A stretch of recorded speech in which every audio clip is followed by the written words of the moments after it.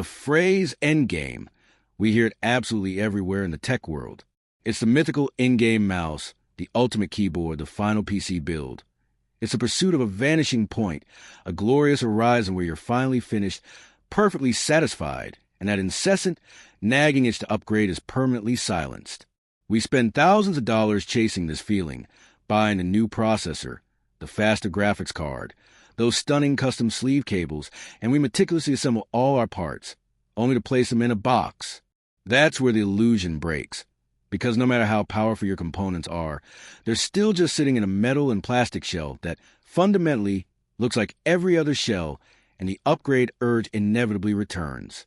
Let me know in the comments below, what is your ultimate endgame component that you're currently chasing?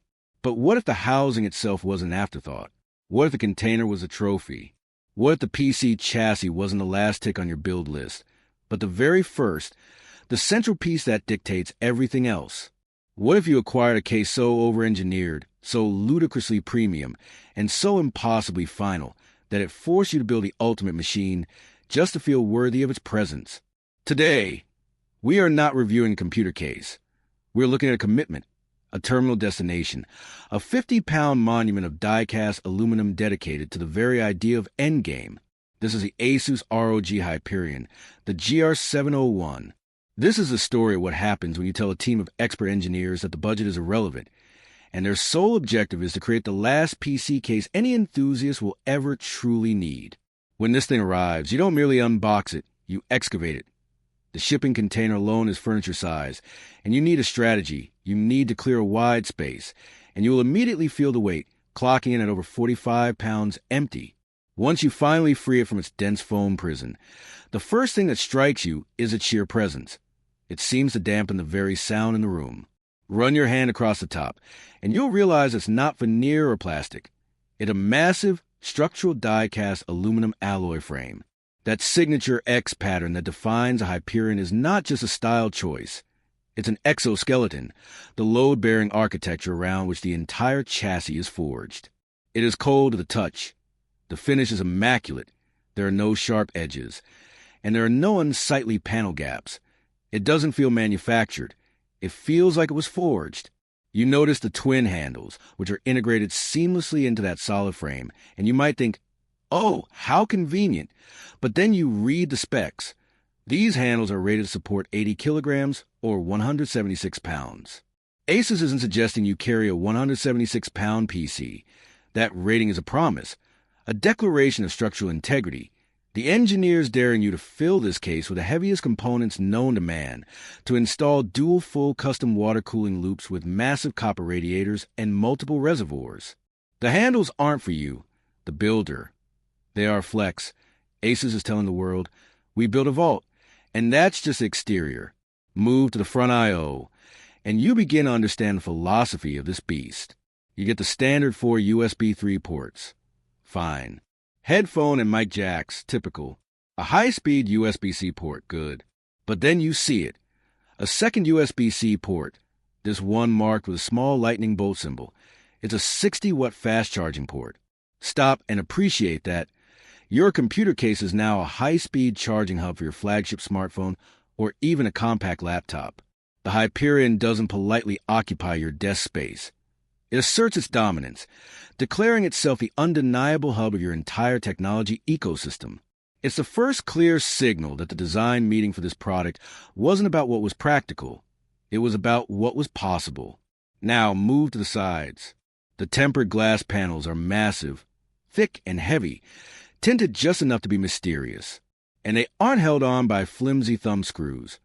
This is not a budget build. They are hinged, swinging open with a silent, weighted grace you'd expect from a luxury car door, and they lift right off their hinges, tool-free. But then hidden away in the PSU shroud, below the main chamber, you spot it, a small, flush panel. You press it. There's a satisfying click, and a drawer slides out, a built-in foam-lined section-off tool drawer for your extra standoff thumb screws and zip ties. This is a defining moment. This is when you realize the designers weren't merely engineers. They were seasoned enthusiasts who understood the agonizing frustration of finishing a build and having that tiny bag of orphan parts, or hunting for a specific screw months later. They solved it with the most thoughtful, utterly unnecessary, and ludicrously premium feature you've ever seen, and it is absolutely brilliant. But the outside is merely the armor. The real story unfolds inside. Open the doors, and you're not greeted with a standard chassis. You're greeted with a void, a cavern of black, precisely machined metal. This case supports EATX motherboards, the largest, most complex board you can buy. And when you install one, it looks perfectly normal. If you dare install a standard ATX board, it looks lost, like a tiny island in a vast, dark ocean. This case insults small components. It demands scale. Let's talk cooling, because this is the heart of the Hyperion's obsession. It can hold two 420mm radiators. To put that in perspective, a 420mm radiator is the largest consumer unit made, requiring three massive 140mm fans. Most high-end cases are proud to fit one of these. The Hyperion scoffs and says, put one in the front and put another one in the roof at the same time. With a total capacity for 12 system fans, this is an airflow. This is a wind tunnel. This isn't a cooling solution. It's a cooling commandment. The engineers weren't trying for low temps. They were trying to achieve a private ice age inside your chassis. This case is designed for a fully overclocked Core i9 and an RTX 4090. Both push to their absolute thermal limits under a custom water loop, a thermal load that 99.9% of users will never even attempt to produce. It is glorious overkill. Now, let's address the centerpiece, the reason we build in the first place, the graphics card. This is where the Hyperion utterly destroys the competition. If you want to mount your GPU horizontally, the Hyperion provides the most stunning, fully aluminum, over-engineered anti-sag bracket you've ever seen. A tiny, two-way adjustable jack stand that is a miniature work of art in itself. But let's be honest, if you buy this case, you're mounting it vertically to showcase your $2,000 investment. This is where nearly every other case fails. They give you a bracket that shoves your card's fans right up against the side glass, choking and suffocating them. It looks good, but your temperatures are terrible. The Hyperion is different. Its vertical mount is integrated, incredibly strong, and most importantly, it leaves a full 50mm gap, 2 full inches of breathing room between your GPU fans and the glass. Your 4090 doesn't just survive here, it thrives. The Hyperion doesn't just support your vertical GPU, it showcases it, building a throne for it, making it, without question, the single best vertical GPU mounting solution on the market. Period. Now we head to the dark side, behind the motherboard tray. This is where you witness the true sickness, the obsession with perfection. In a normal build, this is a side of shame, where you cram cables, crush them with zip ties, and pray the side panel snaps shut. In the Hyperion, this side is a canvas. It's not a cable management channel. It's a canyon. There's a 34mm deep main chamber, and right next to it, a 46mm wide routing channel dedicated just to your massive 24-pin motherboard cable. You could run a garden hose back here and still have room. You don't manage cables in the Hyperion. You simply place them. Integrated, ROG branded Velcro straps are everywhere, and a built-in high-end ARGB and fan control hub is already installed and wired, supporting 8 ARGB devices and 6 PWM fans right out of the box. Capping it all off are beautiful, semi-transparent smoked acrylic covers that hide your cables while letting just a hint of your RGB light bleed through. It doesn't look hidden. It looks curated. The build process isn't a chore, it's a joy. You don't fight this case. It actively helps you. The designers thought of everything.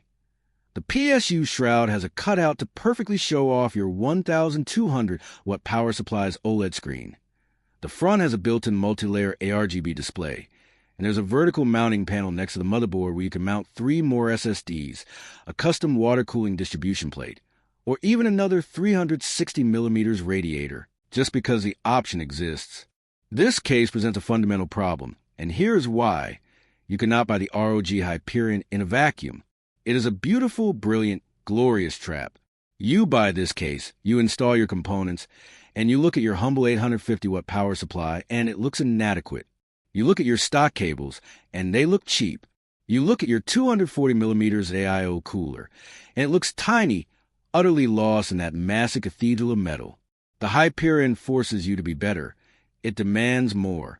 You will find yourself online at 3 a.m. shopping for a 1,200-watt ROG Thor power supply just to fill the PSU shroud cutout.